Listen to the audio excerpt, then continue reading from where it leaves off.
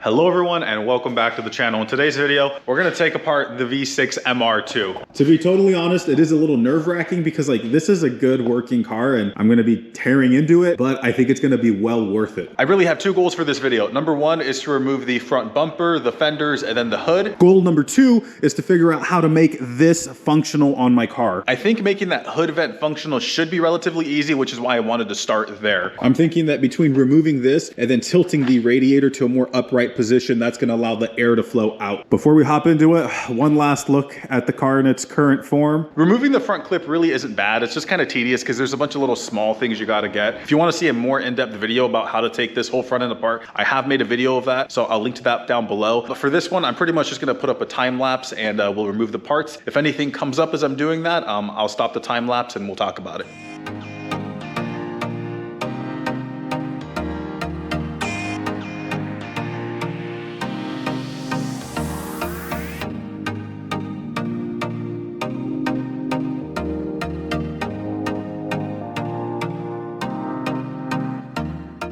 We are making really good progress on getting the front bumper off. At this point, it's pretty much just undoing the bolts that are right up here. I think there's like 8 or 9 of them. And then undoing these little pins that go in here. They just kind of twist out. Of course, I'll have to remove this. But anyways, one of the things that's kind of concerning is I'm noticing that this bumper has a good amount of sag. I mean, you can see it right there. This should be more up like that. The plastic tray that should be underneath this car isn't there. When I got it, it just never had it. And that actually does provide some support. So kind of what I'm curious about is if I can like work with that sag and like make it sag less, if that makes sense. The bumper that's currently on the white MR2 doesn't have that issue because it's always had its plastic under trays. Really the only thing wrong with this bumper is this right here. I haven't decided yet exactly which way I'm gonna go. I also acknowledge I'm not a body panel expert, so if any of you guys have any thoughts, just let me know. And with that, we'll finish taking off the front bumper.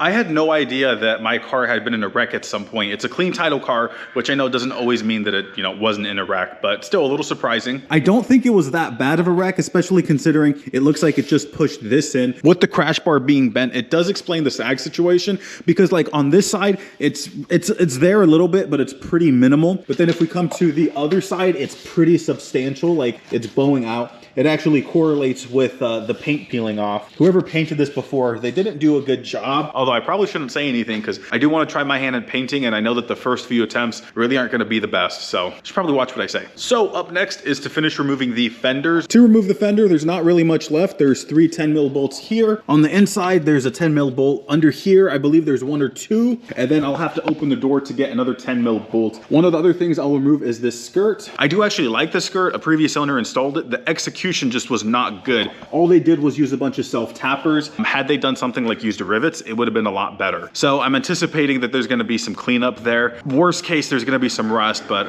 if that is the situation, I'll address it. Oh, that also does mean I'm gonna have to patch up some holes here on these fenders, which is kind of a bummer, but I guess it's not the biggest deal in the world considering the other fenders are in way worse shape.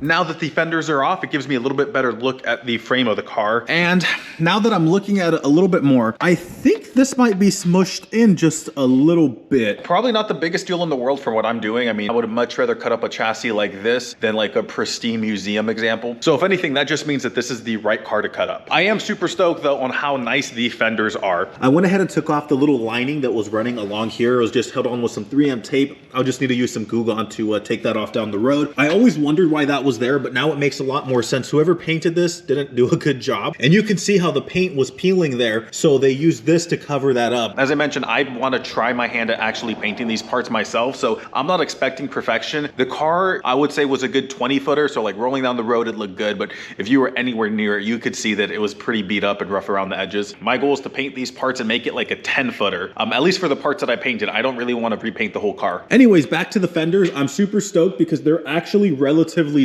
straight. This one has one ding here, which will be easy to get smoothed out, a little bit of Bondo. Pretty much the only negative is this down here. These little holes are from the side skirts that are on the car. Luckily, they're super tiny holes. They'll be easy to patch. I'm just not sure what the best approach is. Like, should I use just Bondo fiberglass? Should I try to do some metal work? I have no idea since I've never done body work, so I'm gonna have to Google that and kind of figure that out. Although I'm assuming some of you guys watching this may have more experience than me, and if you do, definitely let me know in the comment section. My first goal was accomplished, which was just to remove the front clip of the car. I know I still have to remove the hood, but that's literally 4 bolts. I'm not too worried about that. Right now, I want to focus on figuring out how I can tilt this more upright. There is a kit you can buy which would help tilt the radiator to more upright position, and I looked at it, but when I was looking at the pictures, I was like, dude, this is like $30 worth of hardware. Why am I gonna pay $100 when I could probably do it for cheaper? If I had an AC condenser, I'd probably look at that, but I don't. So yeah, I think I should be able to work with what I got here.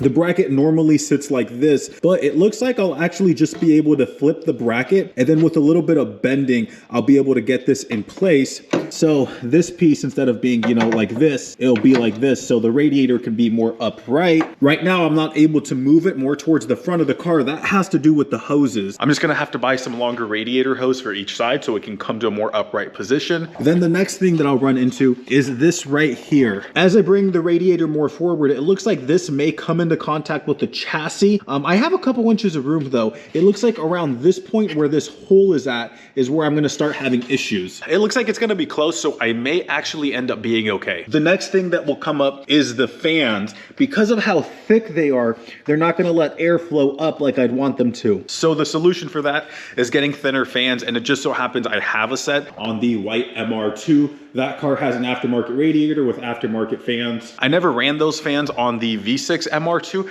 just because they're not as good. I bought some cheap no-name ones that are essentially like your eBay special. And yeah, the OEM fans work way better. But considering what I want to do, it makes sense to switch them out to the thinner ones. I'm pretty stoked right now because everything that I wanted to get done, I did get done today. So the body panels are off. I have a really good idea of how to do this. I actually got done way quicker than expected, which is not the norm. Normally it's like if I think something takes an hour, that means it takes 2 hours. This time it was way quicker. So I probably could start on this, but I'll just save that for another day. I'm gonna go ahead and buy some hoses. Everything else I actually already have. Instead, what I wanna do is actually put the new panels on just because I really wanna see how it's gonna look. I mean, it's gonna be a rough fit, but yeah, I just wanna see it.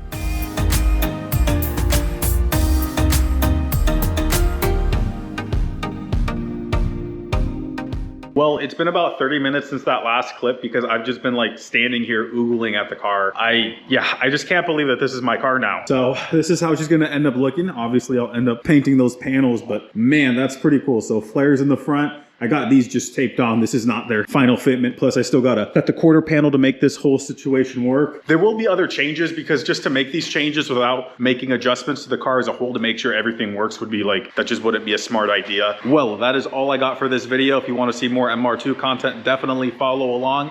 Hopefully I'll see you guys in the next video.